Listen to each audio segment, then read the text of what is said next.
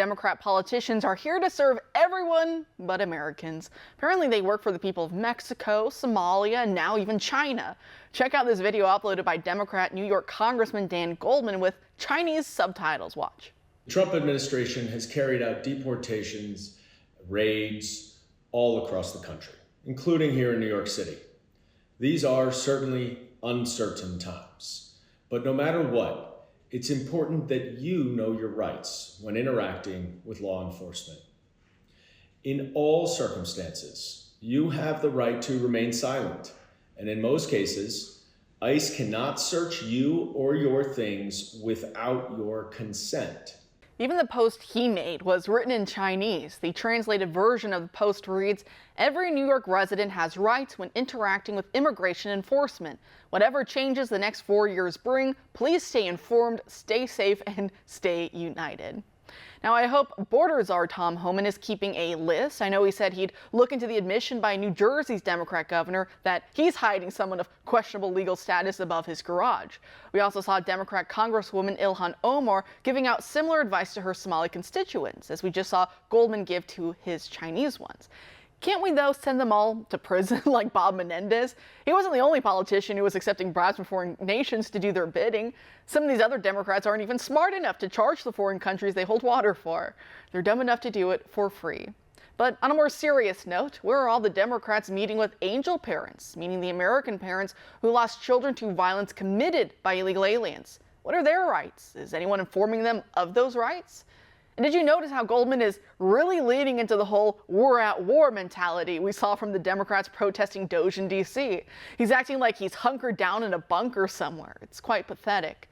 At the same time, while Americans of all colors and backgrounds are being thrown under the bus by those who are supposed to represent their interests, other Democrats are doubling down on the only acceptable form of racism still allowed. So here is Democrat Congresswoman Jasmine Crockett doing exactly that. Right now, I am tired of the white tears. Listen, if you are competent, you are not concerned. So the only people that are crying are the mediocre white boys that have been beaten out by people that historically have had to work so much harder. This is why they don't want us to have education.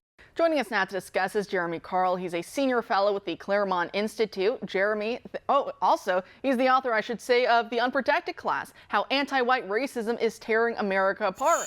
Jeremy, thanks for being here tonight. It's a pleasure to be with you, Kara. Great. So that was quite the spiel, would you say, from Congresswoman Crockett. What are some of your thoughts on it? Well, I mean, she is basically like a content factory right now. I mean, she's sort of replacing Ilhan Omar, although Ilhan still has a lot of great hits as well. I mean, just, shockingly racist, overtly so, commentary sort of done without shame to the point that it's even making some Democrats a little bit uncomfortable. But, I think it's revealing that somebody like this can be in Congress, can say stuff like this on a regular basis. And if you switched in any other race to white, obviously that would be totally unacceptable. And it should be unacceptable in this case. And so we've got to just speak up until that's the case.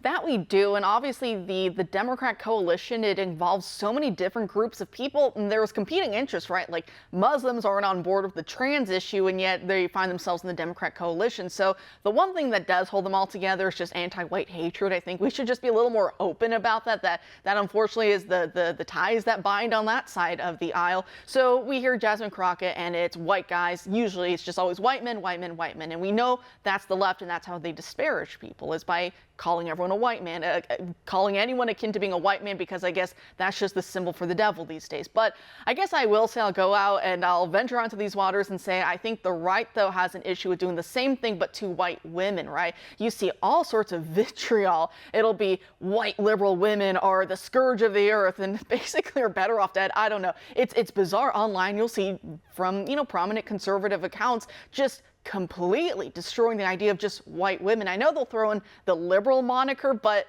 the idea is white women, right? And so I see, okay, well, the left says white men, the right says white women. Are whites are just to be hated by everyone? And the interesting part is white women actually don't vote Democrat nearly as much as some other racial groups do. And yet I would never, ever go out and say, oh, can you believe, and throw out X ethnicity or Y racial group. These women are the scourge of the earth. That would be gross, and I would feel horrible doing such a thing, right?